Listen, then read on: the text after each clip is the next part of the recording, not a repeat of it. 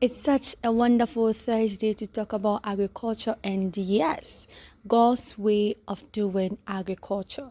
One would wonder, does God have a way of doing agriculture? And why is God involved in agriculture? Neshek TV, your favorite online platform, presents a knowledge-filled excerpt of Pastor Francis answering the life strategist on agriculture, its originator and relevance. Stay put.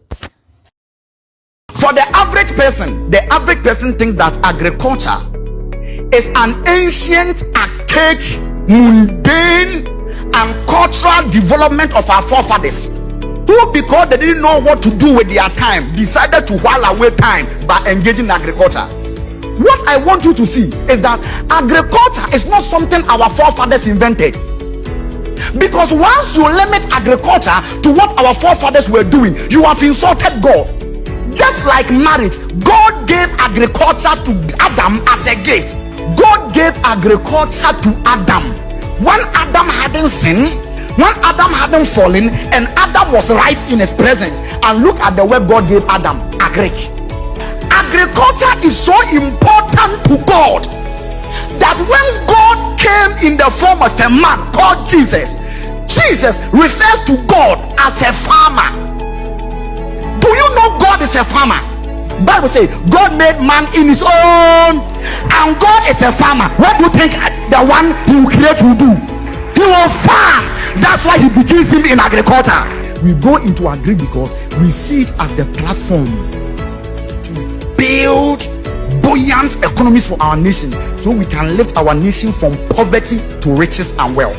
This is the reason why we go into agri, to dominate the world, to bring our nation to a place of relevance among the table of nations. This is what God meant by let them have dominion and be agriculture. Agriculture is a divine gift, but then the toil, the dehumanizing labor that comes with it, the mindless repetition of the labors we are doing that makes us sweat unsensibly, that one, God didn't add that one to it. It came about because of the fall of Adam. About 4,000 years later, Jesus comes on the scene. God comes in the form of a man, comes on the scene, and he's going to the cross. And just when the soldiers lifted Jesus and placed him on the cross, look at what God did. The soldiers goes into the bush, takes a thorn and thistle, weave it as a crown, and put it on his head. God was now announcing to every human civilization and nation that, hey, the curse I placed on your ground so that your ground couldn't produce, and the inspiration to till your agricultural lands for it to produce the greatness I intended it to be, by Jesus on the cross, I have taken that curse from agriculture. Now, any nation, any people group that believe in my son and his redemptive work, that potential I place in agriculture will now be made available to, because agribusiness is a sacred endeavor.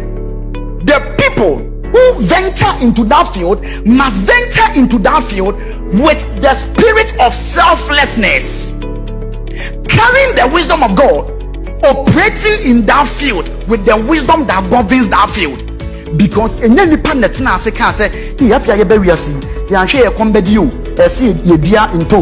have to plant garden eggs. No, it is not Adam that sat down and planned. It is God that realized that Adam will eat. It is God that realized that Adam will drink water. That's why he gave Adam plants for food and river to drink from. It is not Adam that invented it. That's why I'm saying that it is not our forefathers that invented agriculture.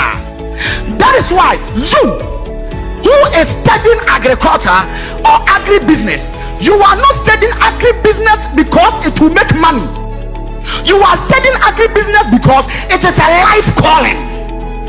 It is the means by which you are going to contribute to the advancement of our nation, so that our nation will dominate in the table of nations. Remember, God said, let them have dominion. How was Adam supposed to have dominion? God gave him agriculture.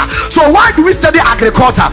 We study agriculture and agribusinesses so that we have the tool by which to elevate our nation from poverty, from shame, from economic backlash and bankruptcy, to sit in the seat of dignity among the nations of the world.